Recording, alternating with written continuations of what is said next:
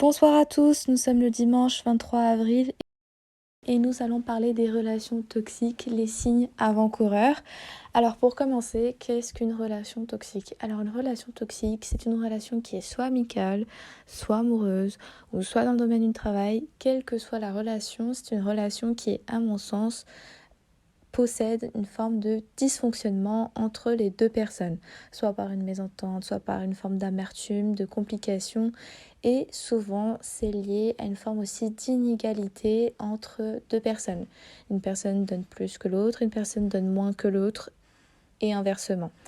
Ce qui fait que la relation, à un moment donné, devient toxique l'un pour l'autre. Alors, pour un peu plus développer sur le terme de relation toxique, on va déjà voir un peu ce que c'est les signes un peu avant-coureurs quand on est dans une relation toxique qui interviennent, parce que c'est quelque chose auquel parfois les gens ne se rendent pas spécifiquement compte. Mais si vous êtes dans une relation qui, en tout cas, votre instinct vous transmet le message qu'il y a quelque chose qui ne se passe pas spécifiquement bien, que vous perdez le sourire, que vous avez une forme de mal-être, qu'il y a une forme de violence, que ce soit physique ou même psychologique qui s'installe, qu'un rapport de dépendance, voire de manipulation, que la communication dans le couple n'est plus aussi fluide et que vous ne pouvez même plus être vous-même, que la personne elle a tendance à avoir un idéal qui ne vous correspond pas spécifiquement, mais elle a tendance à vous transformer, ce qui fait que vous n'êtes plus vous-même et que vous avez une forme de manque d'estime qui s'installe et que ça vous tire spécifiquement vers le bas, cette relation. Donc là, vous êtes, à mon sens en tout cas, affaire à une forme de relation toxique et malheureusement, il faut déjà en prendre conscience, en être totalement, au-delà du fait d'en prendre conscience, de le mettre à exécution, parce que je tiens à le préciser dès le début du podcast, si la relation elle est toxique ou si la personne est toxique, qui est deux choses différentes au passage, mais en tout cas, si vous sentez que la relation, elle vous pousse vers le bas, qu'elle est toxique et qu'elle n'est pas bonne pour vous, et que, imaginons dans la relation toxique, elle est spécifiquement liée à une personne toxique, que ce soit homme ou femme, la personne ne changera pas. Voilà, il faut se le dire dès le début, la personne ne changera pas. Si une personne elle est toxique et qu'elle a des formes de toxicité, que ce soit avec vous ou que ce soit avec son entourage, avec sa famille, avec ses amis, c'est qu'elle ne changera pas. Vous avez beau rester pendant 3 mois, 5 ans, 20 ans avec la personne sera toxique pour vous et sera néfaste. Elle vous changera sur le long terme et malheureusement pour en sortir, plus vous laissez le temps s'accumuler, pire ce sera. Alors, juste pour développer un peu plus sur les formes de toxicité qui existent. Alors, n'oubliez pas, une personne toxique, c'est la personne qui possède une manière d'être toxique envers les autres, alors que la relation toxique, alors pour moi la relation toxique, ça correspond à plusieurs choses. Une relation toxique, vous pouvez être toxique l'un pour l'autre parce que vous vous correspondez pas, comme la relation peut être toxique parce qu'il y en a un des deux qui est violent ou qui a une forme de violence envers l'autre, donc c'est déjà deux notions assez différentes. Pour ce qui est de la relation toxique où les gens ne se correspondent pas, c'est une chose, vous n'êtes pas bons l'un pour l'autre. Souvent, c'est qu'une des deux personnes n'est pas très attachée ou que la personne n'est pas spécifiquement amoureuse, que du coup, elle fait beaucoup des va-et-vient. Et là, alors on peut dire que c'est une forme de toxicité, mais moi, quand je sous-entends en tout cas relation toxique, c'est vraiment dans le sens où on va se faire du mal l'un à l'autre sans, en ayant vraiment... Enfin, vous allez me dire, dans les deux sens, de toute façon, ça a un impact. Mais on va dire qu'il y a des formes de toxicité plus intenses que d'autres, même si en vrai, il faut totalement les... En fait, elles sont totalement néfastes, il faut vraiment s'en retirer de ce genre de relation. Que ce soit la personne, vous vous dites, bah, elle est super gentille et tout, en fait, qu'elle a beaucoup de qualités, mais parfois elle vous parle un peu mal, ça peut être une relation toxique. Et c'est pas parce que la personne ne va pas forcément vous battre ou elle va pas forcément être, dure, qu'elle n'est pas toxique pour vous. Voilà, déjà, pour commencer.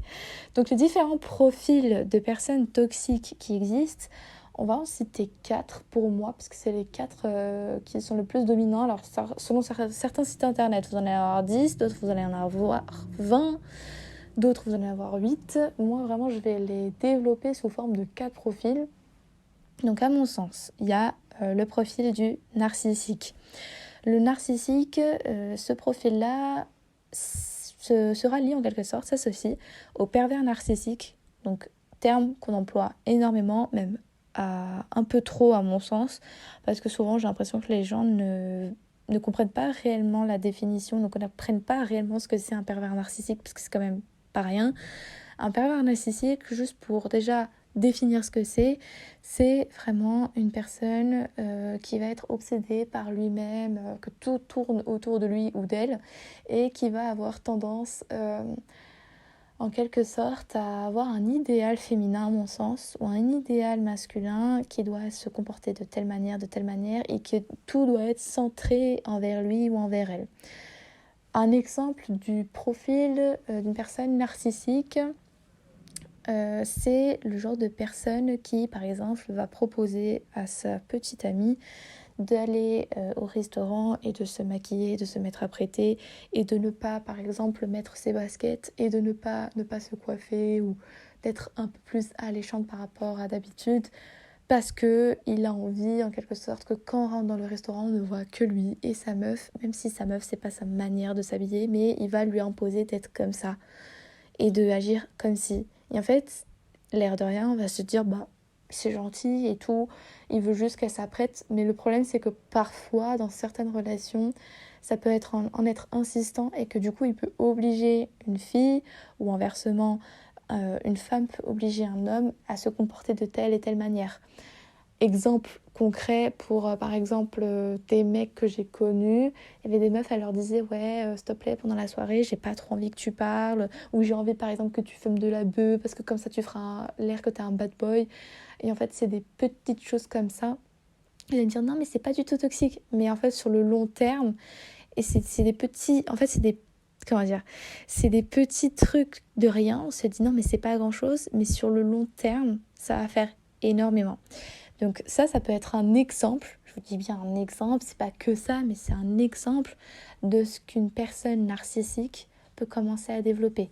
Il y a aussi une forme de fantasme qui se crée chez les personnes narcissiques, c'est-à-dire qui vont vouloir, en quelque sorte, bon là on va arriver plus sur l'aspect sexuel, mais une envie de domination tout le temps. Donc là, on pense spécifiquement notamment à 50 Shades. Alors, tout le monde adule ce film, mais personnellement, je trouve que c'est la définition pure d'une relation toxique parce qu'on voit très bien que du coup, c'est lui qui domine la relation, c'est lui qui établit les règles, c'est lui qui a un rapport de force sur la meuf. Donc là, pour le coup, c'est vraiment le profil du narcissique par excellence.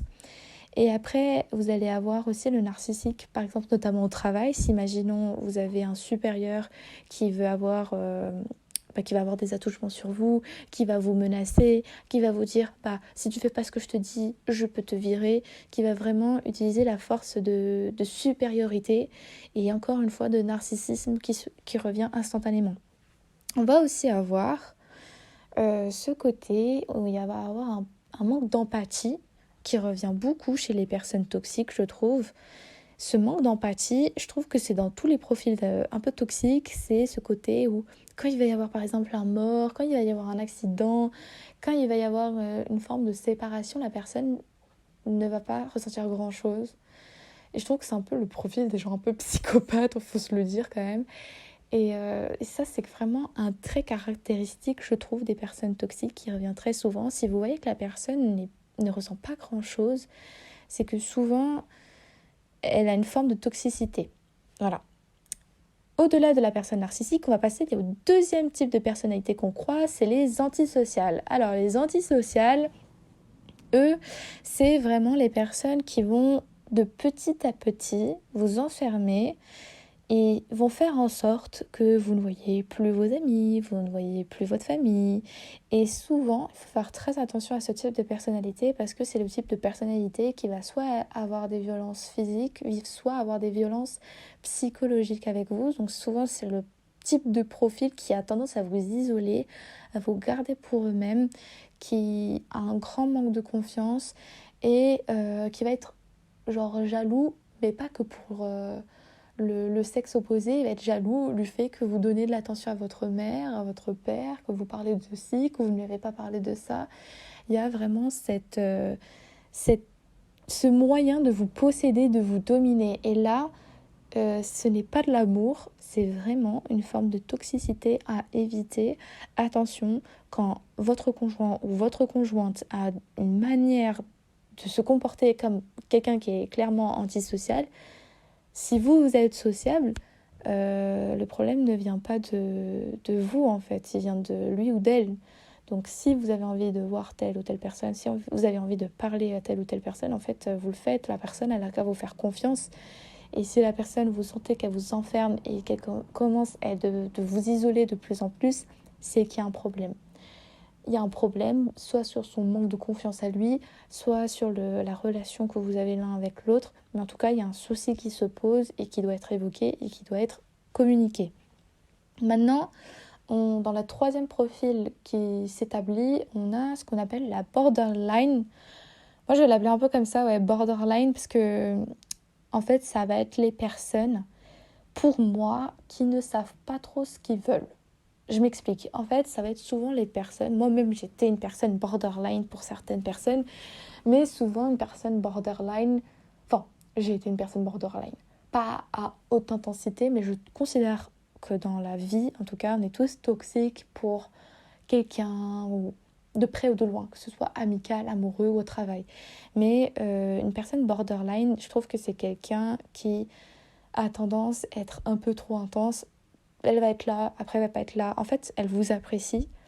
Elle se dit potentiellement qu'il pourra y avoir plus, mais comme on va dire qu'il n'y a pas cette petite étincelle, c'est triste à dire, souvent la personne elle va vivre une relation à sens unique et la personne, donc le conjoint ou la conjointe va être amenée à être borderline, c'est-à-dire vraiment venir, partir, venir, partir, venir, partir. Et ça, faut vraiment faire très attention parce que du coup, ça peut affecter la personne, il peut y avoir une forme de dépendance affective qui se crée. Et au-delà de ça, en fait, il faut vraiment stopper ce genre de relation. C'est pas parce qu'elle vient qu'elle est forcément attachée à vous, c'est que peut-être il y a quelque chose chez vous qui l'attire, mais que c'est pas la personne qui vous correspond, ou qu'il y a quelque chose chez lui ou chez elle qu'il a encore à développer, ou parfois c'est même des blessures d'enfance, une peur d'abandon, donc du mal aussi à l'attachement. Donc voilà, déjà aussi, deuxième chose à préciser, quand une personne elle est toxique, c'est pas à cause de vous, il faut pas vous en vouloir, hein. C'est parfois lié à soit un passé, soit à une enfance, soit à sa manière d'appréhender les relations. Ça peut être lié à plein de choses. Comme tu peux avoir des grandes connasses et des grands connards dans ce monde, et pourtant ils ont eu une super éducation, ils ont eu une super vie. Voilà, en fait, on a tous une manière d'appréhender les relations qui est assez différente. Et pour finir, au-delà de la personne borderline, ah si, petite précision sur la personne borderline. J'ai du mal à le prononcer, hein. La personne borderline. La personne borderline, elle a en quelque sorte, très souvent, cet aspect psychologique de tomber souvent en dépression. Alors moi, en fait, je les caractérise un peu par les mecs qui fument de la bœuf ou de la drogue. Je sens que la meuf, elle a fréquenté des mecs pas très nets. Mais en tout cas, c'est quelque chose que je dénote beaucoup chez des mecs, en tout cas les drogués que j'ai fréquentés. Ce côté un peu dépressif, parce qu'il faut se le dire, c'est le terme exact. Ils savent pas trop ce qu'ils veulent dans la vie et tout. Et en fait, ils vont rencontrer quelqu'un, ils vont aimer un aspect ou un caractère ou voilà quelque chose chez cette personne-là, mais elle ne correspond pas, ou ils sont pas heureux dans la vie, ou ils se cherchent, et du coup, en fait, ils vont attirer que des personnes, pas qui ne les attirent pas, mais des personnes qui les intéressent, mais sans vraiment les intéresser. Bref, c'est les borderline. Et enfin, pour terminer, on a la personne du coup paranoïaque. Alors pour moi, la personne paranoïaque, c'est une personne qui va avoir tendance à être parano. Dans quel sens, vous allez me dire? C'est le genre de personne qui va être jalouse mais à outrance, et qui va avoir tendance à être tellement jaloux ou jalouse qu'en fait, la personne, limite, tu vas finir par la tromper. C'est horrible à dire ce que je suis en train de dire, mais je pense qu'il faut être très honnête. Moi, je ne l'ai pas personnellement vécu, mais j'en connais qui l'ont vécu, et clairement, c'est ça, faut se le dire, honnêtement. En fait, c'est la personne, comme, pareil, elle doit avoir des blessures du passé, ou un manque de confiance. Anyway, la personne ne fait pas confiance à son ou sa conjointe, ou ne fait pas confiance à son ou sa amie, quoi. Ça se dit pas, sa amie. Bref, au-delà de ça. La personne, elle est là, elle va dire oui, tu vas parler à telle personne, tu vas me tromper. Enfin, en fait, ça va être des petites phrases qui va faire que la personne, en fait, elle va être tout le temps sur ses gardes. Ouais, t'as parlé à lui, mais t'es sûr qu'il veut pas te violer et tout. Vraiment des phrases, mais assez violentes. Et la personne, en fait, elle est parano. À chaque fois, genre, t'es là en mode, mais wesh, il s'est rien passé. Genre, calme-toi. Genre, toujours a tendance à être négative, néfaste. Et ouais, en fait, clairement, voir le noir avant même qu'il arrive. Et en fait, avoir tellement le noir que malheureusement, il l'attire. C'est triste à dire, mais c'est clairement ça. Donc pour moi, en tout cas, dans les relations toxiques, il y a ce quatre types de personnalités toxiques sur lesquelles vous pouvez tomber. Donc le narcissique, l'antisocial, le borderline et le paranoïaque. Et vous allez me dire comment on peut éviter ce type de profil. Alors, je vais parler de mon propre expérience personnelle parce que je trouve que j'ai réussi à les éviter, même si j'aurais dû quand même couper les ponts un peu plus tôt avec ces gens. Mais je ne les ai pas laissés rentrer dans ma vie, on va dire, trop longtemps, si on peut le dire comme ça, je trouve. Donc déjà, pour la personne narcissique, alors, je trouve pas être sortie ou avoir une relation avec une personne narcissique, mais je trouve en avoir croisé. Notamment dans l'aspect du taf, il y avait une personne qui était assez narcissique, où tout tournait un peu autour de lui. Et en fait, il avait une emprise sur une jeune fille, mais je l'ai appris plus tard en fait. Il avait une emprise sur une jeune fille à qui il faisait des attouchements. Et en fait, il avait une emprise dans le sens où il était là en mode « mais je suis un génie, je suis le meilleur dans mon domaine ». En plus, c'était un journaliste. Donc en fait, c'était horrible parce qu'en fait, il utilisait sa célébrité sur le fait que en fait si elle le dénonçait, que personne n'allait la croire, qu'elle allait passer pour une psychopathe, qu'en plus il était super apprécié dans le milieu, parce qu'il était apprécié dans le milieu, faut se le dire. Mais en fait c'est souvent le genre de personnes narcissiques, ils ont une sorte de double facette, double visage, c'est-à-dire ce côté de briller, de rayonner, pas limite d'être parfait devant les autres, mais presque, et qui a une phase obscure qui ne va pas montrer, ou qui va montrer à son ou sa conjointe, et en fait il va s'acharner sur la personne, ou il va, enfin sur son ou sa conjointe. Pour cet exemple là, en tout cas il s'est acharné sur cette jeune fille, et malheureusement alors je pourrais pas vous donner les détails de l'histoire. Aujourd'hui elle a pu porter plainte, et c'est triste à dire, mais malheureusement il l'exerce encore.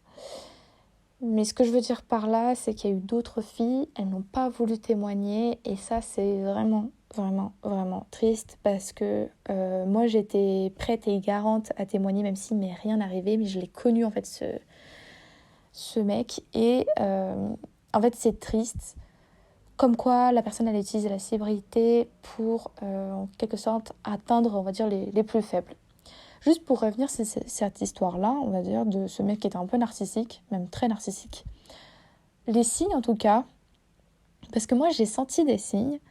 En fait, c'était quelqu'un, pour être très honnête avec vous, qui avait tendance à se rapprocher énormément, qui avait tendance à être un peu tactile et tout. Et moi, dans le domaine professionnel, déjà, j'ai un peu du mal à m'ouvrir. Alors, déjà, quand tu es avec quelqu'un qui commence à être tactile, c'est bizarre. Donc moi j'ai été assez claire et assez nette et assez carrée, et j'ai un instinct qui ne m'a jamais trompée, et ce mec je l'ai pas senti. Je vais pas vous mentir, je l'ai vraiment pas senti.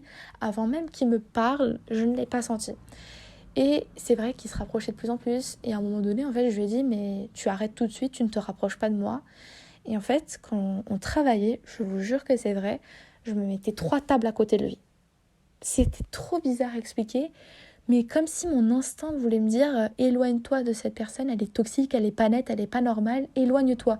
Et en fait, à chaque fois qu'il partait du bureau, enfin de l'open space où on était, je me disais, mais c'est bizarre et tout, cette réaction que j'ai. En fait, limite, je m'en voulais parce que je me disais, mais je suis dure avec lui. Et ben, je vous promets que le hasard a fait que quelques mois plus tard, j'ai appris par quelqu'un qu'en fait, tout le monde était au courant dans le taf. Hein. Sauf que personne ne me l'avait dit. Et je m'étais retrouvée plusieurs fois dans l'open space ou dans un bureau toute seule avec lui. Et personne ne m'avait averti. Et je trouve ça déjà dégueulasse et ignoble de faire ça. Mais au-delà de ça, je trouve qu'il y avait plusieurs signes, en tout cas, qui montraient... En tout cas, si un jour vous êtes amené, parce que ça peut arriver, c'est triste à dire, surtout quand on est une femme, ou même un homme, hein, mais c'est triste à dire, ça peut arriver. Mais quand vous êtes confronté à ce genre de personnes, il faut s'éloigner, il faut être ferme, il faut être carré, et c'est ce que j'ai fait. Et en fait, il ne faut pas hésiter de répondre. Au bout d'un moment, il faut dire les choses. Si la personne, vous sentez qu'elle se rapproche de vous, tu t'éloignes. Tu dis que tu as le Covid. Parce que voilà, clairement, aujourd'hui, on peut sortir cette excuse qui n'était pas le cas à l'époque. Mais aujourd'hui, on peut le sortir, cette excuse.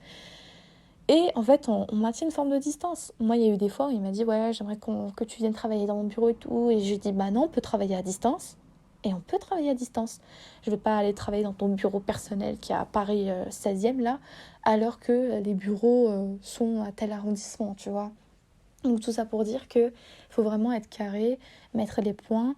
Et en fait, les signes avant-coureurs, comme je vous disais, c'était le fait qu'il se rapprochait de plus en plus, le fait qu'il me demandait d'aller travailler dans son bureau personnel, le fait qu'il commençait à être tactile, le fait qu'il était très, en fait, il voulait toujours parler avec moi alors que j'étais en train de travailler sur un autre projet. Et en fait, à un moment donné, je lui ai cloué le bec en disant, mais en fait, je suis en train de taper, je t'écoute pas. En fait, il voulait que j'ai de l'empathie pour lui.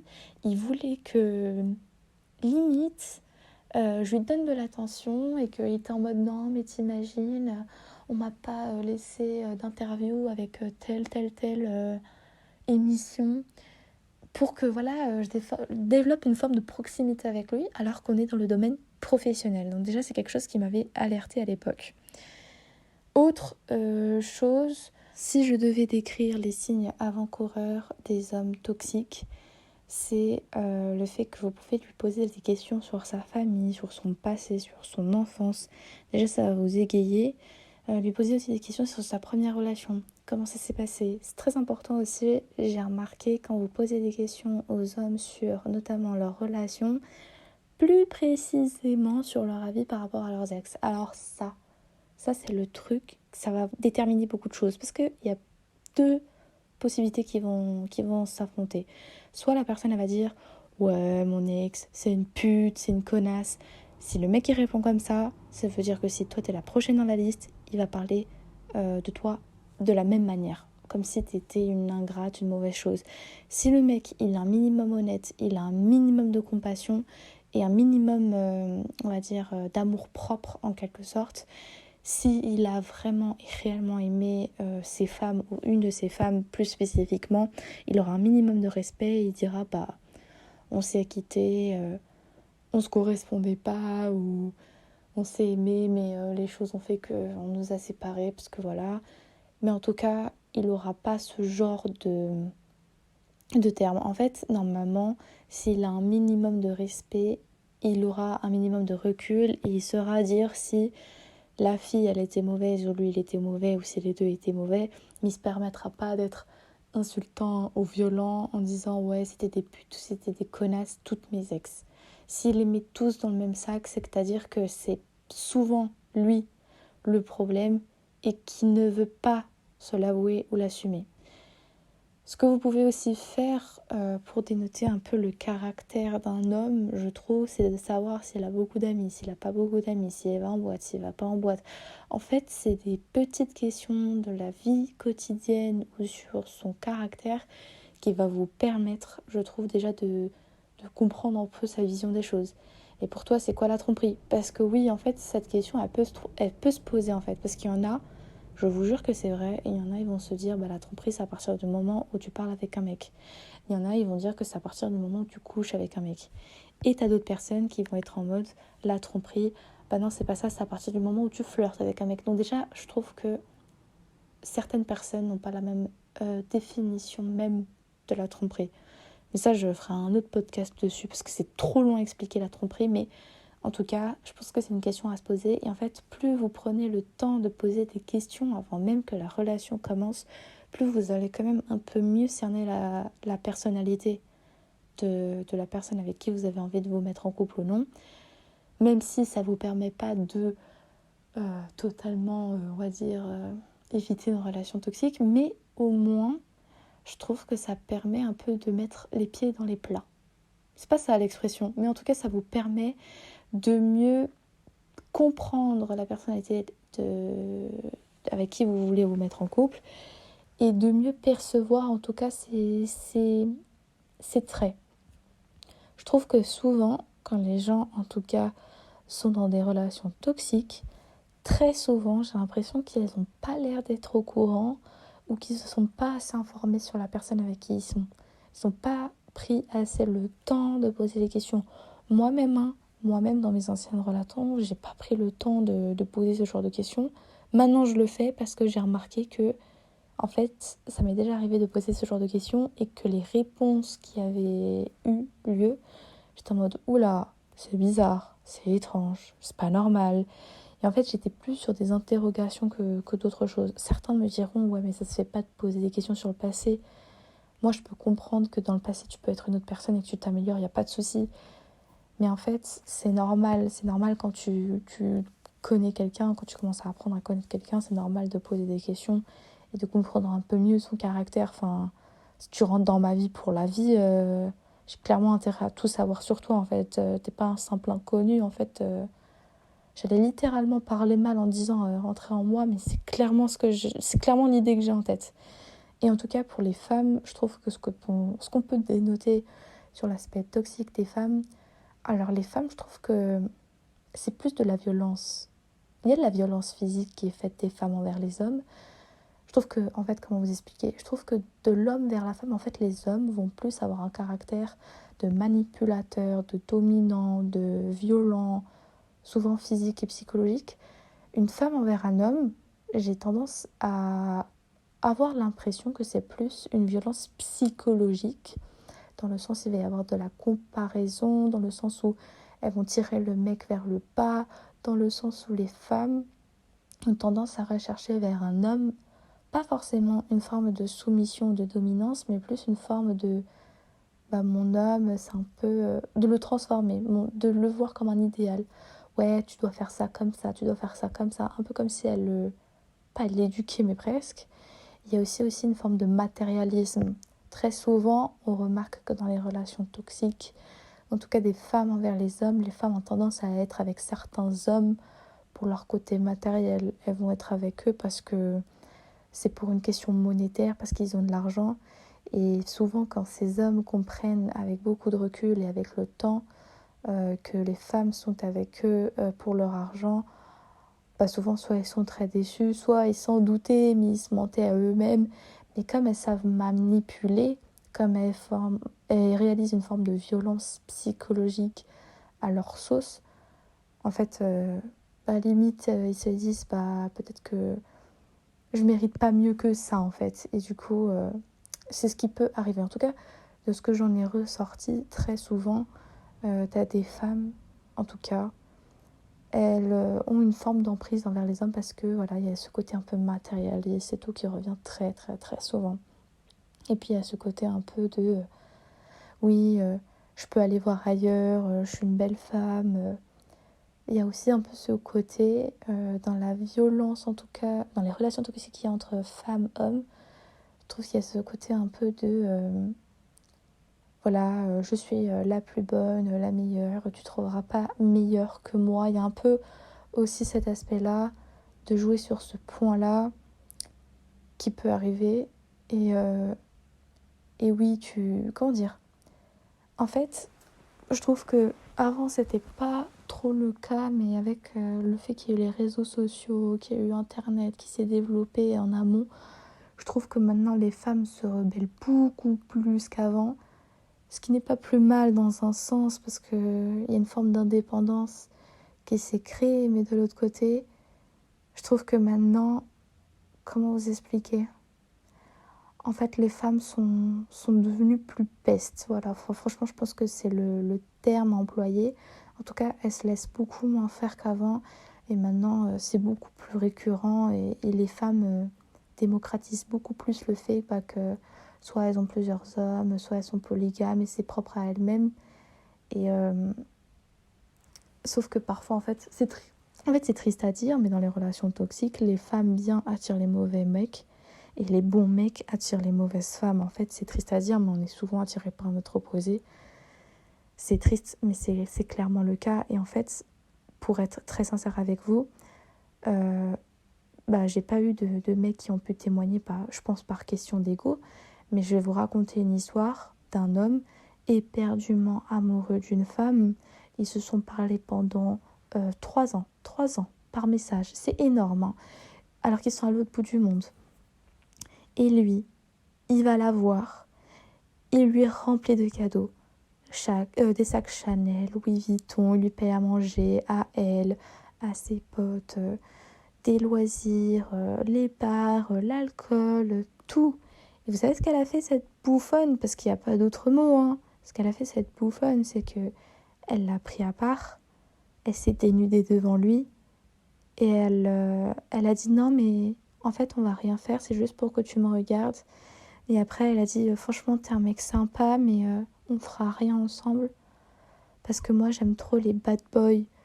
Non, mais quel genre de meuf c'est ça? Mais c'est pour ça, en fait, c'est pour ça que je tiens à vous préciser, c'est que la vérité, les hommes, je sais qu'ils vont pas parler par question d'ego et parce que la société a fait que, voilà, on peut pas parler du fait que quand une femme fait du mal à un mec, parce que, voilà, je pense que, voilà, il y a une sorte de pression, voilà, je pense que j'ai assez bien résumé la situation, il y a une forme de pression sociétale et que malheureusement, un mec, s'il en parle à une fille, c'est parce que, enfin, malheureusement, enfin, en quelque sorte, il va en parler parce que voilà, c'est quelqu'un de proche, c'est quelqu'un à qui il fait confiance et tout, et qui veut pas que ça sache, ou qu'il a peur que ça sache, parce qu'il a peur qu'on voit un peu son côté faible, son côté touchant. Voilà, disons les choses honnêtement. Et vous savez quoi? Il y a une forme de pression où l'homme ne peut pas, à mon sens, je trouve, dire j'ai vécu une relation toxique et tout.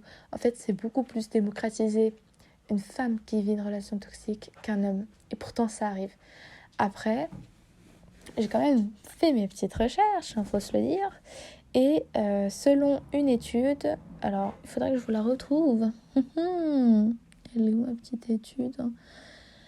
Lara, elle va trouver son étude. Anyway, bon, je vais vous la dire, parce que je m'en souviens plus exactement de la source. Ah, c'est bon, je l'ai.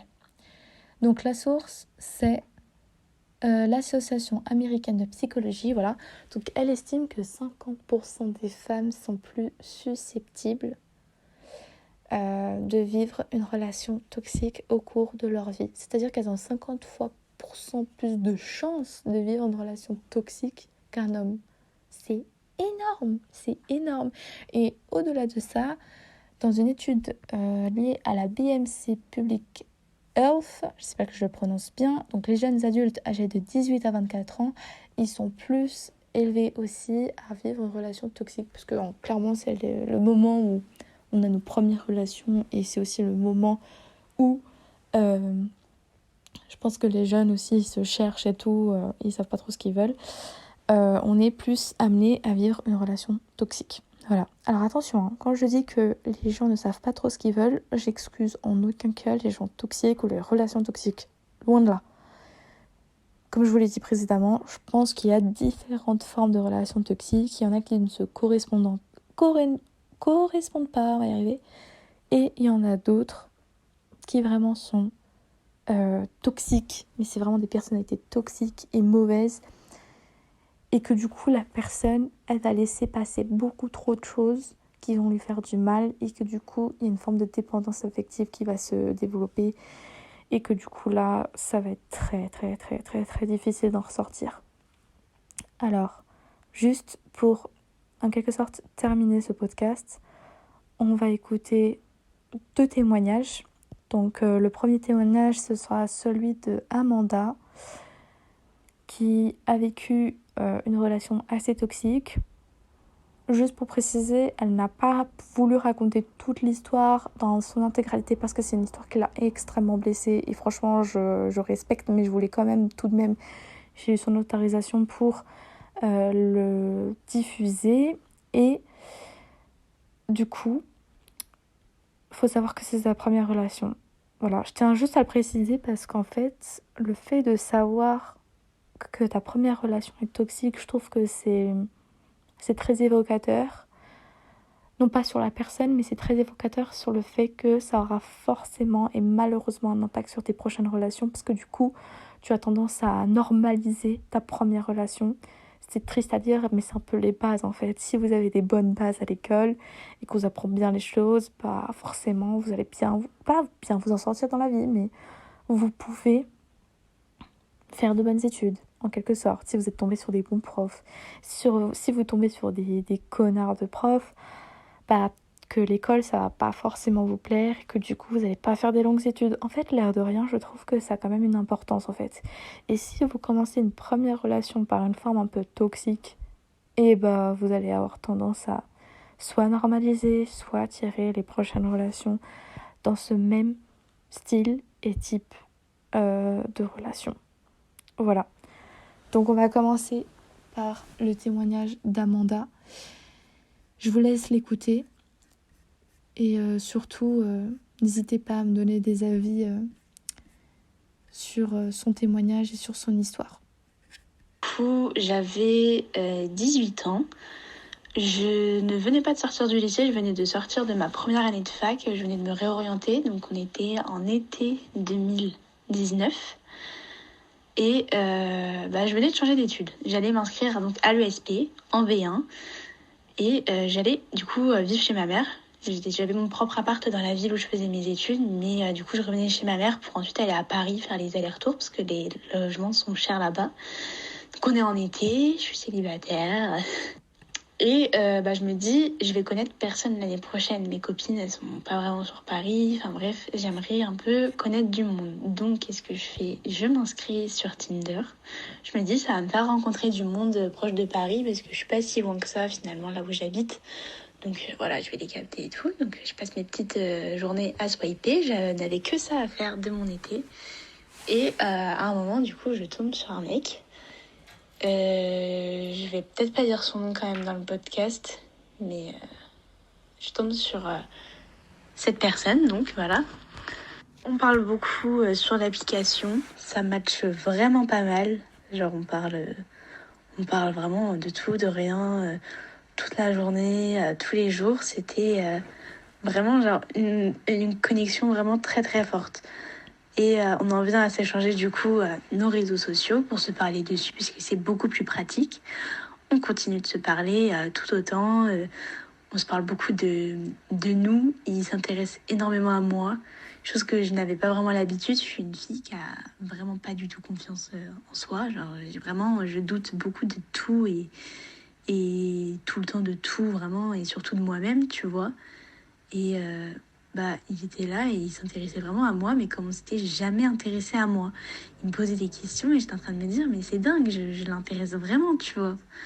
Donc je me rends à Paris une journée, parce qu'il était à Paris. Et on se voit au jardin du Luxembourg, pour être exact. Et on a passé toute l'après-midi ensemble, on parlait, c'était très mignon, on était dans un parc. En même temps, on n'avait pas grand-chose à faire d'autre, parce qu'on était deux étudiants fauchés, pas de sous. Et voilà quoi, donc on savait pas trop quoi faire. Donc on a traîné dans le parc, il faisait super beau, il faisait super chaud. Et on parlait, c'était mignon, on se tenait la main et tout. Très niais. Il y a même des fois des gens, ils passaient en disant ouais, très beau couple et tout, alors que on faisait que de se parler, on se connaissait pas, tu vois. Donc voilà, c'était mignon. Et je cale ce détail maintenant, parce qu'on va dire que je vais faire les choses dans l'ordre, mais moi, ça m'a pas fait réagir sur le moment. Petit détail, peut-être qui aura son importance, je sais pas si tu veux le savoir, mais à ce moment-là, je n'avais aucune expérience, on va dire, sexuelle avec les garçons. Je n'avais jamais rien fait de ma vie. Et lui, si. Lui, il avait le même âge que moi. Enfin, il avait 19 ans, mais il était de début d'année, donc on avait le même âge, quoi. Mais bref, petit détail, on s'en fout. Il était à Paris et il dormait chez une pote, voilà, parce que il était en stage à Paris pendant l'été. Parce que ce mec, à mes yeux, en fait, il était parfait. Vraiment, il était vraiment incroyable. Mais il avait un défaut à ce moment-là, c'était en fait qu'il était en stage à Paris. Donc il habitait pas à Paris, en fait il habitait à Montpellier. Donc à la fin de l'été, son stage prenait fin. Et à la fin de l'été, il retournait à l'autre bout de la France. Donc tu vois, j'étais un peu dépitée. J'étais en train de me dire, putain, j'ai rencontré l'amour de ma vie. Et l'amour de ma vie vit à plus de 800 km de là où j'habite. À Paris, je m'en souviens, du coup, il me disait qu'il dormait chez une meuf, qui était sa pote, qui l'hébergeait le temps de son stage, tout ça, enfin bref, voilà. Et voilà, petit détail qui aura son importance un petit peu, tu verras plus tard. Donc voilà, on s'est vus. À la fin, on s'est même embrassés. Voilà, petite surprise ou pas, je pense que tu t'y attendais. Il m'avait même déjà mis dans sa story. Ça paraît bizarre, mais quand tu rencontres une personne, moi je sais que le premier réflexe que j'ai, ce n'est pas de mettre cette personne dans ma story. Il avait mis une photo de nous deux et tout dans sa story, alors que on venait juste de s'embrasser. Donc tu vois, genre tout le monde posait des questions en mode c'est qui et tout. J'étais en mode oh là là, ça va peut-être un peu vite. Faut savoir que du coup je n'ai aucune expérience. Enfin, j'ai été une ou deux fois en couple, mais au lycée, genre c'était rien de très sérieux, on va dire, de vraiment. Enfin, là c'était vraiment ma première relation une fois que j'étais majeure et que j'étais quand même un peu plus mature. Donc je rentre chez moi. Après je partais en vacances, je m'en souviens, du coup dans le sud. Et lui, du coup, il était encore un peu en stage sur Paris, mais après il est rentré. Et on continuait de se parler, on s'appelait tous les soirs, on passait des heures au téléphone, on se faisait des textes de malades, genre. Faut savoir que moi, vraiment, vu que je n'ai pas confiance en moi, enfin, niveau communication, je suis mais naze. Je ne sais pas communiquer sur ce que je ressens, sur mes sentiments et tout. Et en fait, ce mec, il me forçait vraiment à sortir de ma zone de confort. Il me forçait vraiment à lui dire tout ce que je ressentais et tout. Vraiment, j'étais en mode, ouais, sympa, tu vois. Et puis il me disait, non, mais je veux savoir plus en détail et tout. Et du coup, en vrai, c'était assez challengeant, on va dire, pour moi. Enfin, ça me faisait sortir de ma zone de confort. Et c'est quelque chose, en soi, j'aime pas, mais en soi, j'aime bien parce que, enfin, si tu restes tout le temps dans ta zone de confort, dans ta safe place, t'évolues pas. Enfin, tu te renfermes sur toi, sur tes craintes, tes peurs, tes insécurités. Et voilà, tu restes juste à l'aise comme ça. Alors que c'est bien des fois des personnes qui te font un peu sortir de tout ça. Ça permet un peu de prendre confiance en toi, de te découvrir d'autres facettes. Arrive le moment en fait où il me demande qu'est-ce qu'on est. Sachant qu'on s'était juste vu une fois et embrassé une fois. Moi, j'étais en mode, je sais pas trop, tu vois, parce que j'étais en mode, tu me plais énormément, enfin, ça match de ouf, c'est indéniable. Mais je suis à Paris, enfin, je suis pas vraiment à Paris, mais je suis à Paris, t'es à Montpellier, tu fais tes études là-bas, moi ici. Aucun de nous ne peut abandonner ça pour aller rejoindre l'autre. Enfin, ce n'est pas possible, ce n'est pas envisageable. J'avais beau être bête, je n'étais pas bête à ce point. On parle, et moi je me rends compte que je suis vraiment, vraiment très attachée à ce garçon. Que, je ne peux pas m'imaginer une journée sans lui parler, que, il est en train de me changer genre d'une façon genre hyper positive. Enfin, je commence à communiquer, je commence à m'ouvrir, je sens que j'agis différemment parce que moi je suis une personne qui se lasse hyper vite de absolument tout dans ma vie. Mon fond d'écran, je suis même obligée de le changer, de mettre plusieurs photos qui changent parce que je m'en lasse au bout d'une semaine. Donc mes relations, voilà, c'est assez compliqué pour moi de fréquenter quelqu'un et toujours la même personne parce qu'au bout d'un moment je me lasse, j'ai fait le tour de la personne et ciao, en fait, tu m'apportes plus rien d'intéressant. Donc c'est assez compliqué pour moi d'être stable dans ma vie de tous les jours, genre vraiment sur tous les points, parce que une fois que j'ai fait le tour, je m'ennuie en fait. Il avait cette particularité là, je sais pas ce qu'il avait, mais je ne m'en lassais pas, il ne m'ennuyait pas, il y avait toujours quelque chose en plus. Enfin vraiment, c'était pétillant de lui parler. Voilà, c'est les termes. Genre, c'était rafraîchissant. Je n'arrivais pas à m'en lasser. Je ne comprenais pas ce qui se passait, mais juste, il était là et ça avait tout chamboulé dans ma vie, en fait. Il avait remis tout ce que je pensais de moi en question. Enfin, c'était incroyable. Enfin, ma vie tournait autour de ce mec, en fait. Vraiment. C'est qu'en fait, je pense que je suis juste tombée raide, dingue, amoureuse de ce mec. Que vraiment je l'aimais mais de tout mon cœur comme il n'est pas possible d'aimer. Enfin, je suis vraiment tombée, genre vraiment comme on dit, tombée amoureuse. Genre parce que tu vas voir par la suite pourquoi je suis vraiment tombée. Mais voilà, ce mec, j'aurais pu lui donner ma vie, quoi. Je n'avais que 19 ans, mais je te jure que ce mec, j'aurais pu tout lui donner. Mais il a tout gâché. Évidemment, c'est un mec. Après t'avoir fait part de ces sentiments-là, moi je le savais aussi au fond de moi. J'étais en mode, c'est maintenant que jamais. En fait, là, j'ai rencontré un mec ça fait 19 ans que je n'ai jamais ressenti ça de ma vie. Que j'ai jamais trouvé un mec aussi intéressant que lui. Et j'étais en mode, je ne peux pas laisser passer cette chance. Et puis, au pire, je n'ai rien à perdre. Enfin si, lui, mais dans tous les cas, c'est soit je passe à côté, soit je tente et on se casse la gueule. Soit ça peut absolument marcher et je n'avais pas envie de passer à côté de l'histoire de ma vie parce que je sentais vraiment que, il y avait quelque chose, quoi. On se met en couple à la fin des vacances d'été, je crois. Et ensuite, je partais en vacances, donc on continue de se parler, on était vraiment accros l'un à l'autre. C'était une alchimie, mais incroyable, tu vois. Je savais que je voulais faire ma vie avec ce mec. Je me voyais pas avec une autre personne. Genre, vraiment, ce mec, c'était mon rêve. Je ne saurais pas l'expliquer, mais il avait tout. Genre, j'étais en train de me dire, mais ce mec est parfait. Genre, c'est incroyable. Il est adorable avec moi.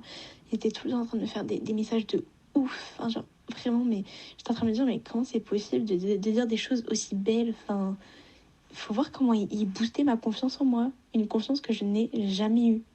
Et là, je me dis, je vais bientôt reprendre mes cours. Et lui aussi. Mais il me reste encore un mois de vacances à peu près parce que on était en septembre. Et je me dis, si je le vois pas maintenant, je le vois jamais. Donc je me dis, c'est précipité, mais je vais le rencontrer à ma mère. Je vais lui demander si elle veut bien qu'il vienne une semaine chez moi. Pour, comme ça, on passe une semaine ensemble. Je n'avais pas d'autre solution. Je vivais chez ma mère, je n'avais pas de sous. Il vivait chez ses parents, il n'avait pas de sous. Donc on était obligés de dormir chez les parents de l'autre. Donc ma mère dit oui. Elle est trop contente pour moi. Je lui dis que c'est ok. Il prend ses billets de train pour venir jusqu'à Chartres. Donc petit TGV de Montpellier à Paris et petit TER de Paris à Chartres. Il était vraiment déter de venir me voir. Genre, j'étais trop contente. J'étais en mode, putain, le mec traverse la France pour venir me voir. Est-ce que je suis en train de rêver? Genre, pensez-moi, tu vois.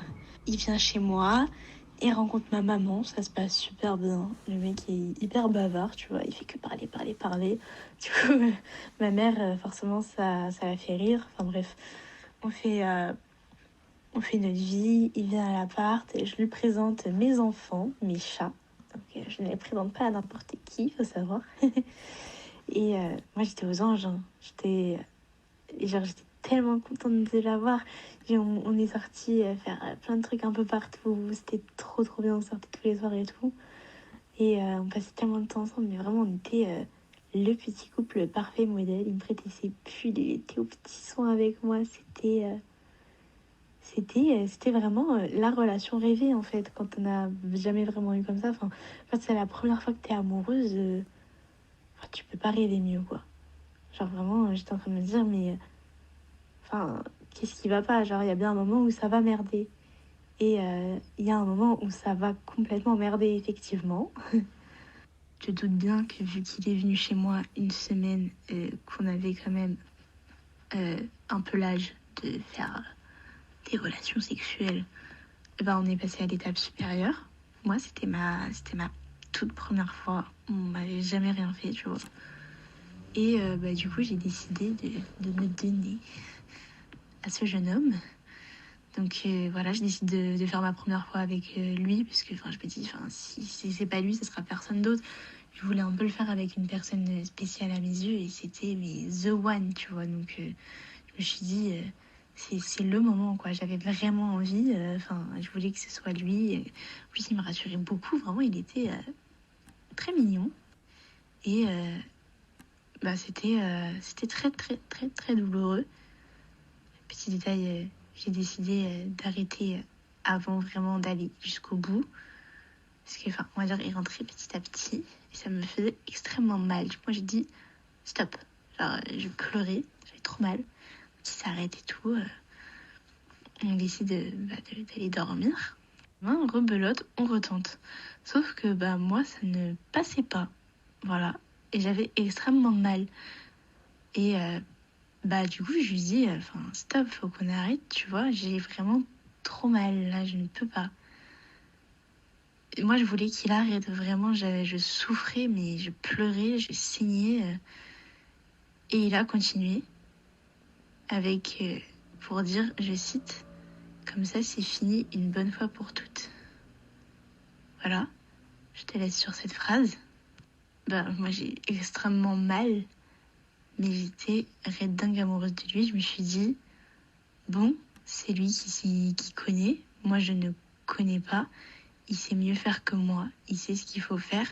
Et je me suis mis en tête, il a raison, dans tous les cas, fallait bien forcer une bonne fois pour toutes.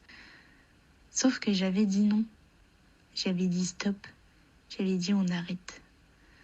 Et il a continué, mais je n'ai pas calculé. Je me suis rendu compte longtemps après, en fait, que ma première fois m'a un peu été volée, que même si je voulais le faire avec lui et que j'étais consentante au début, que j'ai voulu arrêter en plein pendant l'acte et que déjà ça n'a pas été respecté, quoi. Pour le moment, tu connais Love to Love, je me suis dit c'est pas grave, il s'y connaît, fallait bien que je lui fasse plaisir, faut aussi qu'il prenne son pied, quoi. Enfin, c'est pas marrant de faire une première fois, mais c'est pas marrant pour moi non plus, quoi. Ça ne l'était pas. Mais bon, la semaine se passe. Faut savoir que pendant la semaine, à un moment, je m'en souviens, il appelait tout le temps tout le monde devant moi. Et il avait appelé sa meilleure amie devant moi qui lui parlait en fait de son ex, qui va être une grande partie de l'histoire. Son ex qui prenait souvent des nouvelles de lui ou je sais pas quoi. Et du coup, souvent, il m'en parlait. Sauf que pour remettre dans le contexte, son ex, en fait, il m'en parlait comme si c'était l'amour de sa vie et qu'il l'avait perdu et c'était genre l'erreur de sa vie. Ça fait un peu mal au cœur, quoi, quand un mec te parle d'une autre meuf comme ça. Du coup, moi, j'étais en mode à côté, j'étais en mode ouais, super, ça parle de son ex et tout. Mais à ce moment, il me rassurait de ouf. Il me disait non, mais je veux que ce soit de l'histoire ancienne et tout. Maintenant, c'est toi, t'es 10 000 fois mieux qu'elle, nanana, c'est toi que j'aime. Et voilà, c'est de l'histoire ancienne. Je veux qu'on arrête de m'en parler parce que ça ne se fait pas par rapport à toi. C'est vraiment un manque de respect et moi, je veux te rendre heureuse. Et c'est du passé, quoi. Du coup, je passe l'éponge. Je me dis, mais ok, genre, il est parfait ce mec. Finalement, il se rend compte de ses erreurs, il s'excuse et il trouve des solutions. Mais qui me l'a envoyé, tu vois. Mais quel mec incroyable. Après, il rentre chez lui, la semaine se passe et tout. C'était vraiment... à ce moment, à mes yeux, c'était vraiment une semaine parfaite. Et quand il est parti, mais j'étais au bout de ma vie.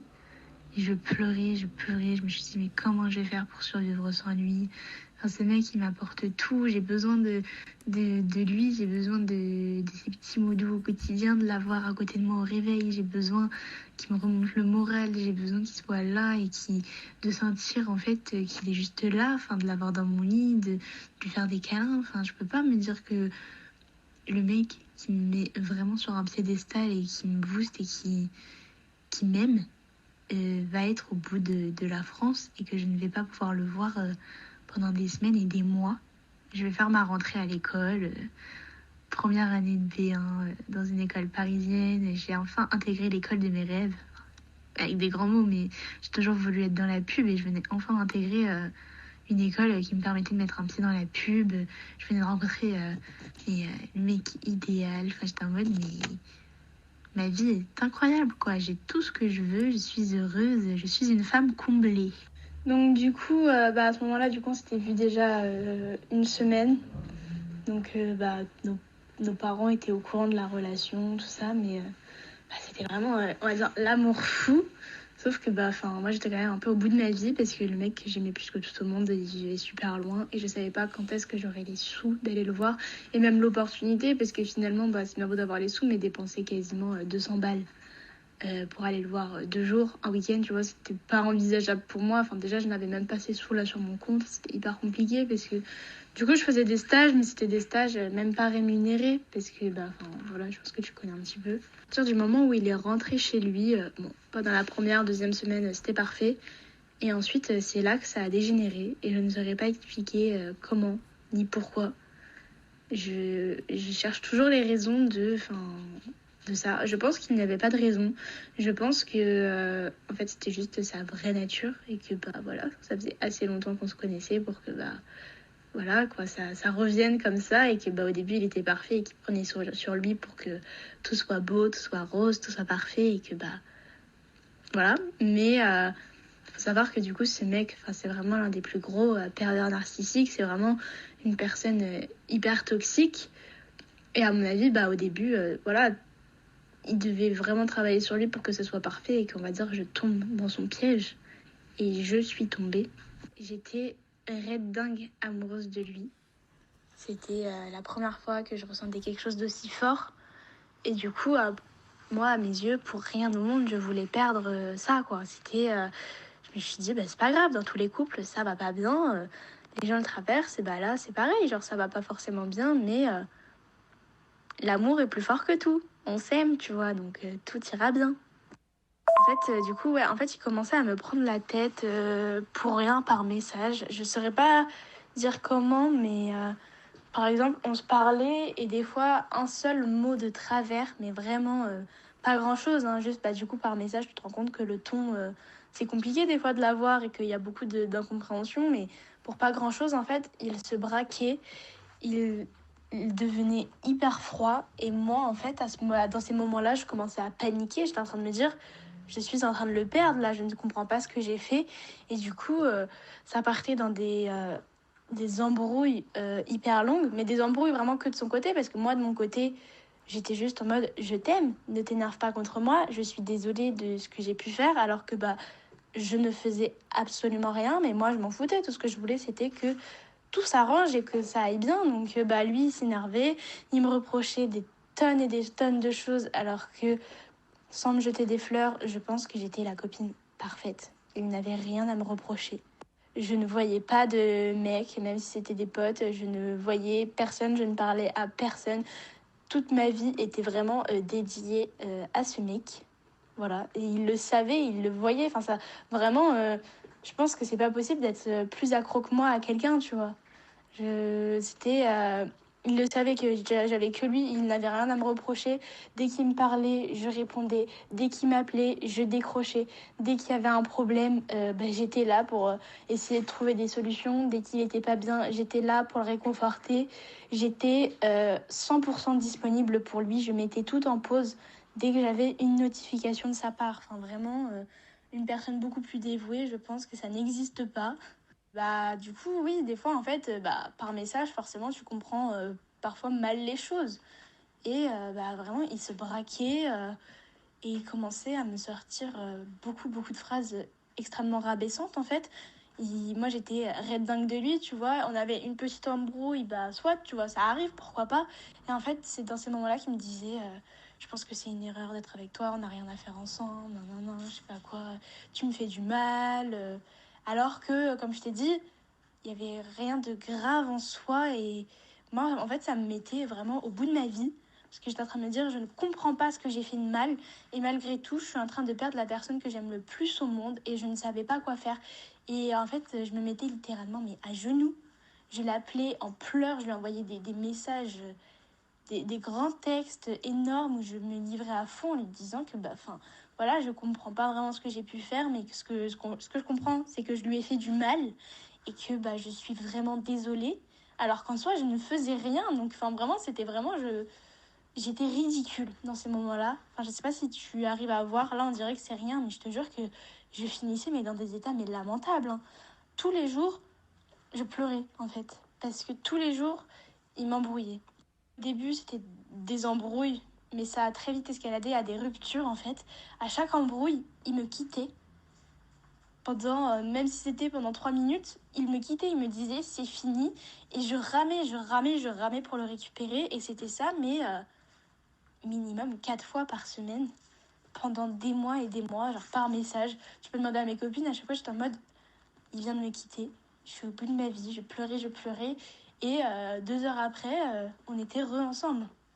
Ça paraît pas comme ça, dit comme ça à l'oral, surtout que j'ai pris beaucoup de recul, mais ça me détruisait. C'était horrible parce que tu te rends compte que tu perds la personne que t'aimes le plus au monde Et tu te dis, cette fois, c'est vraiment définitif, parce que moi, le peu de fois où j'ai été en couple, je me suis séparée une fois et c'était la bonne, tu vois. Enfin, c'était pas dans mon habitude de quitter, revenir. Sauf que lui, en fait, c'était son truc. Il embrouille, rupture, et on revient. Sauf que moi, c'est pas ma méthode de... Enfin, je fonctionne pas comme ça en couple. Et, pour moi, c'est pas hyper sain. Tu ne quittes pas une personne pour une dispute. Ou si tu la quittes vraiment, en fait. Et c'était horrible parce qu'à chaque fois, il me disait non, mais là, c'est vraiment fini. Nous deux, ça n'ira pas plus loin. On peut plus, regarde, on fait que de se prendre la tête. Et au final, le lendemain, j'étais avec lui. Je demandais à tous mes proches et tout. Ils me voyaient dans des états lamentables. Et tout le monde me disait mais arrête de le récupérer. Et moi, je disais mais je l'aime. Et en fait, il y a aussi un moment où ce qui était compliqué, c'est que moi, je tenais vraiment à le voir. Et je me suis dit non, mais quand on se voit, quand on s'est en vrai, tout va bien, tout est parfait. Là, c'est à cause de la distance. C'est parce qu'on ne se voit pas. Je vous promets que quand on se voit, en fait, tout est parfait, quoi. La communication est nickel. On est comme deux âmes sœurs, c'est juste là par message, c'est la distance qui gâche tout, c'est le fait de ne pas se voir. Mais je me voilais complètement la face. C'était des excuses, parce que même si la distance est compliquée, ça n'excuse pas les 15 ruptures par semaine, tu vois. Ce n'est pas normal, malgré tout. Mais moi, je n'avais jamais vécu de relation à distance et j'avais jamais été amoureuse comme ça. Donc je voulais pas ouvrir les yeux. Moi, je voulais être avec lui. C'était tout ce qui m'importait, parce que, en fait, je ne me voyais plus vivre sans lui. Si je venais à le perdre, mais je savais pas ce que j'allais faire de ma vie, en fait. Maintenant, c'était lui, toute ma vie. Tout ce que je faisais, c'était pour lui. Donc, c'était impossible. C'était pas envisageable pour moi de me dire que un jour, je serais sans lui, quoi. C'était pas... Je n'arrivais plus à me projeter, en fait, sans lui à mes côtés. Donc, voilà, tout ce que je voulais, moi, c'était le garder auprès de moi, quoi. Et moi, j'avais décidé de chercher, du coup, un stage à Montpellier pour me rapprocher de lui. Comme ça, on passerait 2 mois vraiment ensemble. Du coup, j'ai postulé partout où j'ai pu, vraiment partout, et j'ai décroché un stage. J'ai réservé mes billets de train, je vais passer 2 mois collée à la personne que j'aime le plus au monde, quoi. Tout ira bien, ça va tout arranger et ça va nous faire vraiment du bien de vivre ensemble, et ça va être aussi une révélation. Enfin, on va vraiment vivre ensemble, ça va être incroyable. Il va me faire découvrir sa ville, je serai dans le sud, vraiment, mais je pouvais pas rêver mieux, quoi. À ce moment-là, on était peut-être en octobre-novembre, et moi, je partais après Noël, le 26-27 décembre. Et en fait, par message, ça n'a fait que empirer. Enfin, par message et par appel, hein, mais il continuait de me quitter encore tout le temps et tout. Et en fait, ce qui était horrible, c'est que des fois, à des moments, je voulais vraiment mettre un terme. Moi, j'avais envie de dire stop. Sauf que là, c'était plus que ma relation qui était en jeu, c'était aussi ma scolarité, en fait. Parce que sans le stage de 2 mois, je ne validais pas l'année à l'ESP. Et du coup, là, c'était vraiment 7 000 € en jeu. Si je valide pas ma scolarité, je devais quitter l'école. Et donc, je n'avais pas le choix que de le récupérer pour être sûre d'avoir de quoi vivre là-bas, parce que en fait, j'avais pas l'argent d'avoir un appart. Le plan, c'était que je dorme chez lui. Et c'était 10 fois trop tard pour trouver un autre stage. Enfin, en B1, c'est tellement dur de trouver un stage que quand t'en trouves un, tu le gardes, quoi. Tu ne le rates pas, tu ne le refuses pas. Et j'avais tenté de postuler ailleurs, je ne trouvais pas. Donc en fait, il arrêtait pas de me quitter. Et moi, j'étais tout le temps en train d'appeler mes copines pour leur dire aidez-moi à le récupérer. Je n'ai pas la force parce que je n'en ai pas envie, j'en peux plus, je le déteste, je ne veux plus le voir. Sauf qu'en fait, j'ai pas le choix, je suis obligée de continuer à lui parler et à le supplier de revenir avec moi, parce que sinon je suis à la rue et je n'ai pas envie de gâcher ma vie, parce que dans ma tête ça aurait gâché ma vie de perdre ce stage, quoi. Donc elle m'appelait et elle m'aidait à le récupérer, et évidemment ça marchait, hein. À chaque fois on se quittait, à chaque fois on se remettait ensemble. C'était vraiment épuisant, je passais mes nuits à pleurer au téléphone pour le récupérer. Enfin, j'en pouvais plus. Il prenait toute mon énergie, il me rabaissait, c'était hyper insultant, et il devenait en fait hyper violent vraiment dans ses paroles. Des fois, je m'en souviens, il m'avait embrouillé par rapport à un truc de cours. Donc vraiment bidon, quoi. Je ne saurais plus dans quel contexte, et j'ai tout supprimé, j'ai tout bloqué. Mais il m'avait sorti déjà un toi, t'es morte. Et ça paraît rien comme ça, mais dans une embrouille comme ça, quand c'est vraiment la personne que t'aimes hyper fort, qui te sort que toi, t'es morte, tu commences un peu à te poser des questions, quoi. Tu te dis, c'est pas quelque chose que tu dis normalement à quelqu'un. Enfin, moi, même pour rire, je ne dis pas ça. Enfin, je trouve que c'est hyper violent dans une embrouille de façon sèche de dire, toi, t'es morte. Enfin, ça fait un peu peur, quoi. Plus le temps passait et plus il commençait à devenir violent dans ses paroles et à me dire des choses qui me faisaient un peu flipper, quoi. Je pouvais pas nier le fait que moi j'étais encore complètement amoureuse, mais je pense que il n'y avait pas que de l'amour, je pense qu'il y avait aussi beaucoup de manipulation. J'étais vraiment complètement manipulée par ce mec. Et ce qui était horrible, c'est que vraiment, en gros, il me disait ouvertement qu'il allait se servir de moi, que qu'il ne m'aimait pas, que voilà, quand j'allais venir, il allait juste faire ce qu'il avait à faire, mais qu'ensuite, il fallait que j'espère rien de plus de lui parce qu'il m'aime pas et que bah on s'entend pas, que c'était juste le temps de mon stage, nanana. Sauf que bah moi, j'avais pas le choix que d'accepter parce qu'encore une fois, j'ai été bloquée avec mon stage, donc c'était horrible. Ce mec me rabaissait plus bactère, il me disait que personne m'aimait, que j'étais une personne horrible alors que j'étais tout le temps en train de m'excuser pour des choses que je n'avais pas faites. Donc je pense que il y a pire comme personne horrible, tu vois. Jamais je lui ai fait du mal comme lui m'en a fait. Jamais je l'ai rabaissé, jamais je l'ai insulté. Et lui, souvent, il m'insultait de conne. Des fois, je comprenais pas ses messages. Il me disait vraiment, mais t'es conne, quoi. Enfin, il me parlait comme de la merde. Il me disait, ferme ta gueule, j'en peux plus te parler, t'es relou. Et j'en passe, des trucs vraiment horribles. Sans parler du toi t'es morte, limite des menaces, quoi. J'étais en train de me dire, mais de quoi il est capable finalement. J'étais à deux doigts d'annuler mes billets parce que finalement je me suis dit, vaut mieux foutre ma vie scolaire et professionnelle un peu en l'air plutôt que j'aille là-bas. Il me fait vraiment très peur, tu vois. Et j'étais vraiment pas bien. Puis à chaque fois que je pensais vraiment à tout arrêter et voilà, et qui sentait qu'il était vraiment en train de me perdre parce que des fois j'étais vraiment en train de me dire c'est bon, stop. Et ben en fait il me récupérait et là il redevenait adorable. Mais vraiment adorable quoi. Et là on arrive à peu près à Noël et il était redevenu mignon, il était redevenu gentil, il était redevenu le mec dont j'étais tombée amoureuse, vraiment il était parfait. Et du coup je prends mes billets de train et je vais le voir. Quand je le vois, voilà quoi, les premiers jours c'est parfait. Vraiment, j'étais en train de me dire, j'ai bien fait de me battre, j'ai bien fait de subir tout ça, parce qu'au final, voilà quoi, il n'y a pas de problème, on est tous les deux et on est redevenus le petit couple parfait qu'on était, tout va bien, il n'y a aucun problème. Alors, on va pas mettre la suite parce que du coup c'est assez long et elle a préféré aussi du coup ne pas tout dévoiler de toute la relation qui a eu lieu.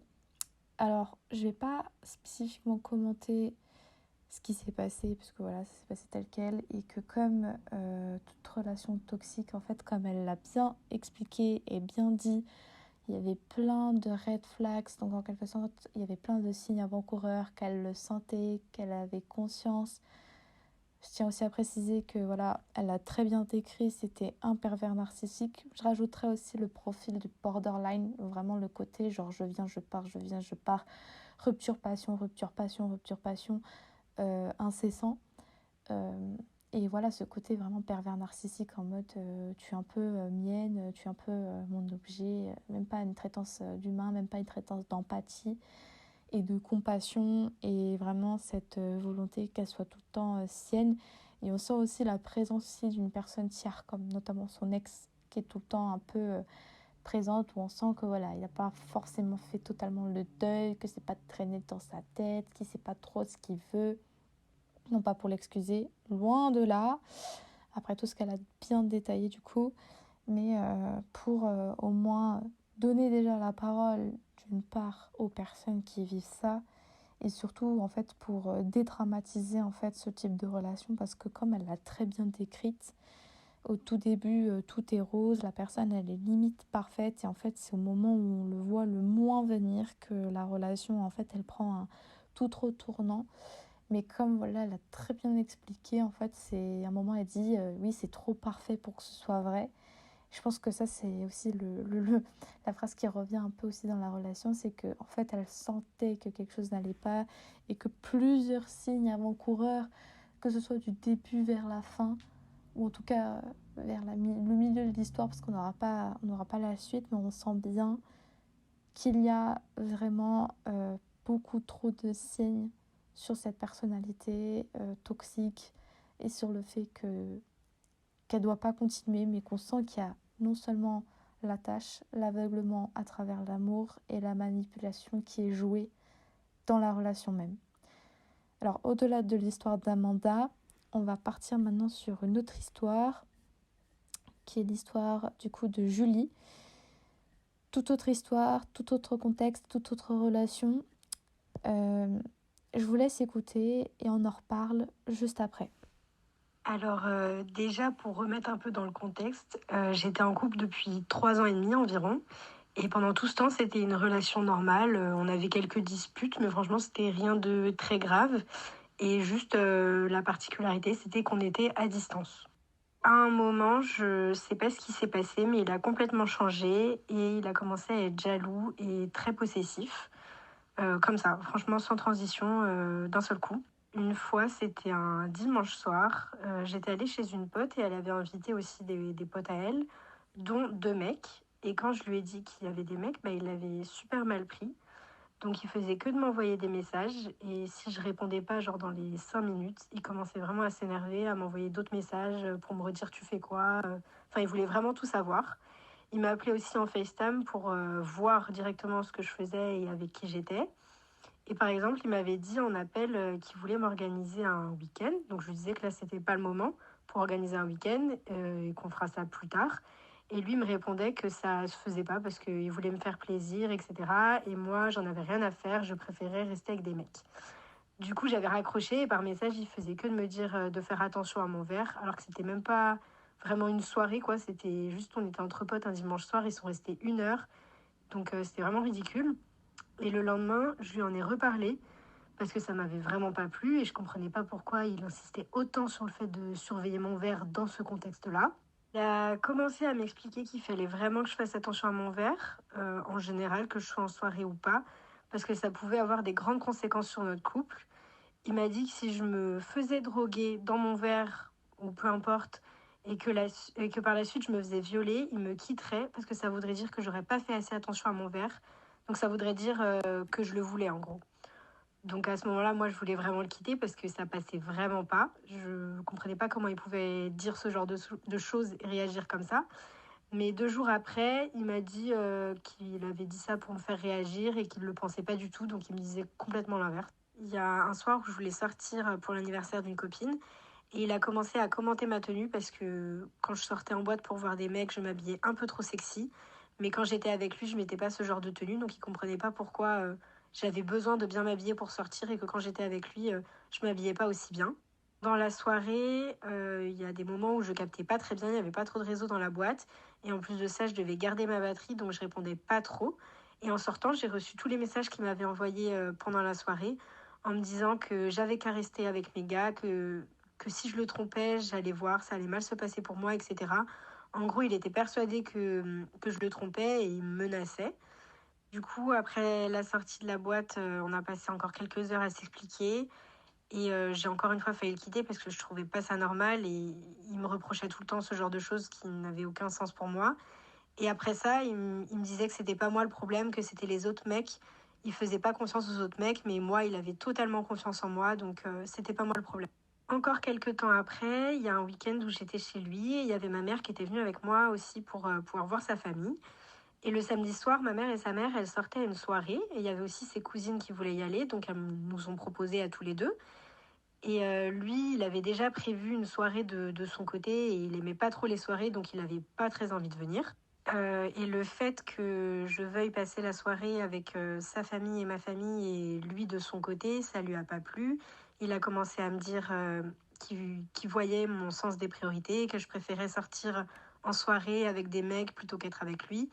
Et en fait, il voulait vraiment que je sois qu'à lui et personne d'autre, malgré le fait que ça soit avec notre famille, et ben ça passait pas. Du coup, vu qu'il était vexé et qu'il voulait me le faire comprendre, il m'a fait la tête pendant tout le début de la soirée quand on mangeait ensemble chez sa famille. Il a même commencé à être méchant et même un peu physiquement, puisqu'à un moment, il m'avait fait mal sans faire exprès parce qu'il était énervé.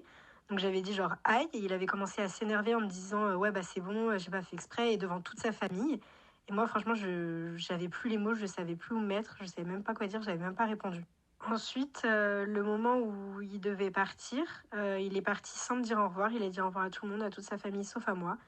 Et après, il m'avait écrit un message pour me demander de venir dans sa voiture pour qu'on s'explique. Et c'était toujours pareil, il voulait me faire culpabiliser, de pas rester avec lui. Il voulait vraiment que je change d'avis et que je reparte avec lui. Et il s'était énervé que je veuille pas. Et du coup, après toute la soirée, il continuait de m'envoyer des messages pareils. Et même le lendemain, il m'avait dit que j'étais toxique parce que je sortais trop en soirée. Et à chaque fois qu'il se rendait compte que ça passait pas pour moi et qu'il allait trop loin, et ben il revenait sur ses paroles et il me disait l'opposé pour me faire entendre ce que je voulais. Mais je savais que c'était pas réellement ce qu'il pensait, c'était juste pour pas que je le quitte, quoi. Quelque temps encore après ça, ça s'est calmé. Il me faisait plus trop de reproches pour les soirées. Mais un jour, je me suis fait cambrioler quand j'étais chez moi et j'ai vraiment vu le mec en face de moi. Donc après ça, j'étais super choquée. Donc après avoir appelé la police et ma mère, j'ai voulu l'appeler lui pour avoir un peu de réconfort. Et quand je l'ai appelé, il était à la salle de sport, donc je l'ai un peu coupé dans son entraînement, mais il s'est quand même arrêté. Et la semaine d'après, j'étais en télétravail et il faisait que de m'appeler toute la journée. Je répondais, mais il avait en plus rien à me dire de spécial, donc il me coupait dans mon travail pour pas grand-chose. Et à la fin de la journée, je devais envoyer un projet à ma manager, donc c'était vraiment pressé. Elle avait un train après, donc je devais vraiment l'envoyer. Et il m'a encore appelé, donc je lui ai dit, là vraiment, je n'ai pas le temps, je suis pressée, je t'appelle juste après. Et j'ai raccroché. Du coup, je l'avais rappelé quelque chose comme 15 minutes après. Et en le rappelant, il a commencé à me dire que ça se faisait pas de lui raccrocher au nez comme ça, qu'il aurait pu lui arriver quelque chose de grave et que moi, j'en ai rien à faire, je lui raccroche. Et il me disait aussi que il me répondrait plus au téléphone et il arrêterait plus ses séances de sport pour me répondre au téléphone. En gros, il a comparé le fait que je me suis fait cambrioler et que j'avais besoin de soutien à lui qui me coupe dans mon travail pour en plus ne rien avoir à me dire, en fait. Quelques temps encore après ça, on est allé fêter le nouvel an chez lui avec quelques copines à moi. Donc au début, tout se passait bien, mais le dernier jour, nous, on devait tout ranger rapidement chez lui parce qu'on devait partir au ski, donc on ne pouvait pas arriver trop tard. Donc moi, je m'étais levée un peu plus tôt pour me préparer et commencer à ranger. Et après, il m'avait rejoint, donc on avait commencé à ranger tous les deux, mais mes copines, elles mettaient un peu plus de temps à se lever et à se préparer. Donc ça lui a pas plu, il est allé les réveiller, il a commencé à grave mal leur parler, à les traiter vraiment comme ses chiens pour qu'elles fassent le ménage. Et il a même voulu en taper une. Il lui disait qu'il voulait pas la taper, que c'était plus pour la faire réagir, mais bref, c'est allé beaucoup trop loin.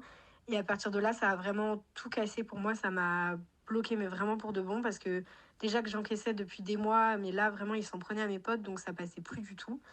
Donc, quelques temps après ça, je l'ai quitté parce que il maintenait ses propos, il disait qu'il regrettait pas du tout, alors que moi, je me sentais trop mal d'avoir fait subir ça à mes potes, et lui, il disait que c'était bien fait pour elle, donc enfin, je me sentais trop mal, quoi. Du coup, on s'est quittés et on était tellement mal tous les deux. Enfin, franchement, il était super triste, il m'appelait en pleurs, etc.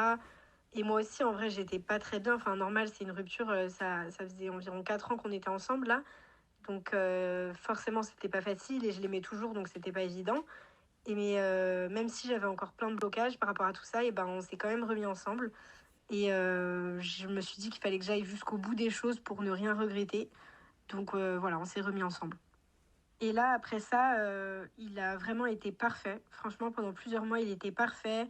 Il me faisait plus du tout de reproches. Il me laissait faire tout ce que je voulais. À chaque fois que j'allais en soirée, il me disait profite bien. Enfin, vraiment parfait. Plus aucune crise, rien du tout. Et un jour, j'ai décidé de voir un pote que je m'étais fait pendant qu'on était ensemble parce que, en fait, c'était le seul pote mec que j'avais depuis que j'étais avec lui parce que depuis qu'on s'était mis ensemble, j'avais plus du tout de pote mec. Et ce pote-là, je l'ai vu 2 fois en une semaine parce qu'après, je partais en vacances. Donc, c'était le moment pour qu'on se voit, quoi.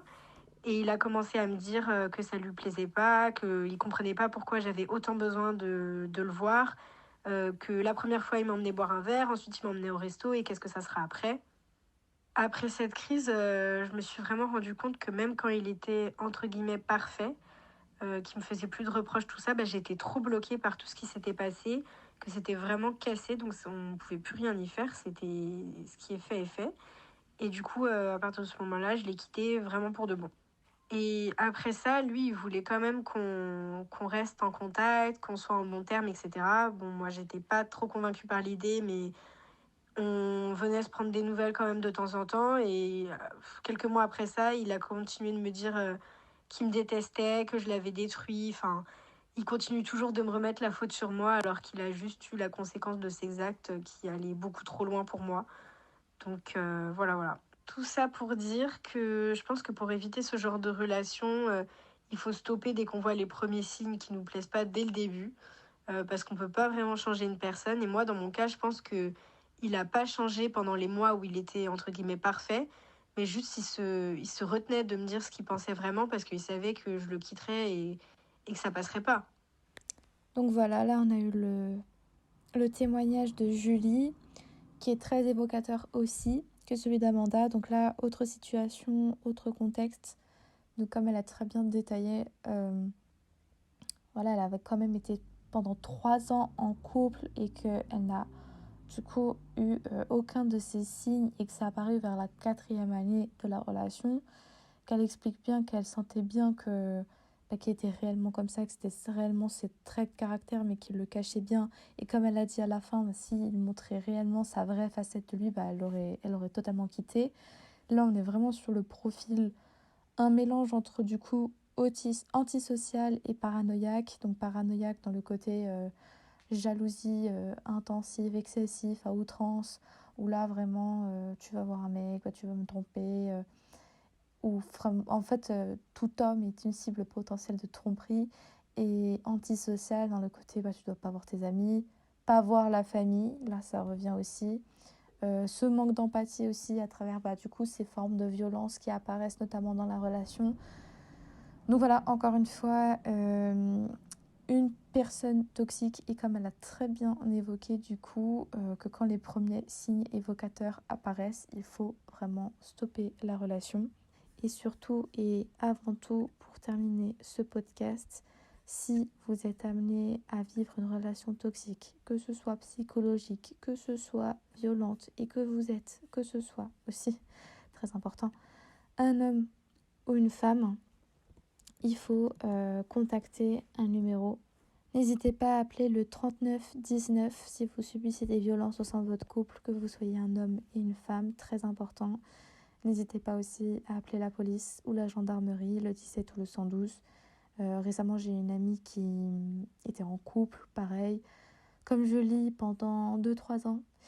Et à la fin de la relation, en fait, elle voulait stopper la relation parce qu'il avait vraiment un comportement qu'elle ne supportait plus en fait chez lui. Elle voulait stopper la relation et lui, il a commencé à la suivre, il a commencé à se rendre chez elle, à sonner. Et là, en fait, elle a porté plainte. Il faut aussi, c'est triste à dire, mais il faut y avoir des preuves, parce que malheureusement, parfois, vous pouvez arriver dans des commissariats de police et on peut ne pas vous croire. Heureusement pour elle, on l'a cru et il y a eu, en quelque sorte, on va dire, justice à son histoire, mais c'est pas toujours le cas. Donc, appelez le 3919, essayez, essayez d'en parler à vos proches, à votre famille, faites-vous aider, voyez des experts et des spécialistes, et surtout pensez à vous. Voilà, c'est très important. Ne donnez pas confiance à n'importe qui. Et si vous sentez que vous n'êtes plus vous-même à cause de quelqu'un, c'est que la relation n'est plus équilibrée et qu'il y a une forme de toxicité qui s'installe et qu'il faut éviter. Voilà, il n'y a rien de mieux, en tout cas je trouve, c'est d'être fort, seul, soi-même, et de ne pas dépendre de qui que ce soit. C'est vraiment très important parce que, comme on le dit, comme un bon dicton le dirait, on est seul et on meurt seul. Et je pense que ce dicton est très évocateur. Vous n'avez pas besoin de dépendre de quelqu'un, vous n'avez pas besoin de quelqu'un pour y vivre. Peut-être que vous l'aimez de tout votre cœur, mais si quelqu'un vous aime vraiment, il aura le minimum de respect et de dignité à vous donner s'il vous aime. Et c'est ça, finalement, peut-être le plus beau amour qui peut exister. Sur ce, je vous souhaite une très belle soirée et à la semaine prochaine.